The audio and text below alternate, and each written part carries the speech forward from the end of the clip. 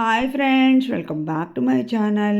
ఇవాళ ఎంతో టేస్టీగా ఉండే మినపప్పు పచ్చడితో అయితే మీ ముందుకు వచ్చేసాయండి. ముందుగా ఒక 3/4 కప్పు మినపగుండ్లకి ఒక 20 ఎండుమిర్చి, ఒక స్పూన్ జీరా, 10 వెల్లుల్లి, హాఫ్ పెద్దుల్లిపాయి రెడీగా ఉంచుకున్నా అండి. 2 స్పూన్లు చింతపండు గుజ్జు కూడా రెడీగా ఉంచుకున్నాను. స్టవ్ వెలిగించుకొని కడాయి పెట్టుకొని కడాయిలో ఆయిల్ హీట్ ఎక్కిన తర్వాత మినపగుండ్లు వేపుకొని పక్కన పెట్టేసుకున్నాను. అదే ఆయిల్లో ఎండుమిర్చి కూడా వేపుకొని పక్కన పెట్టేసుకున్నాను.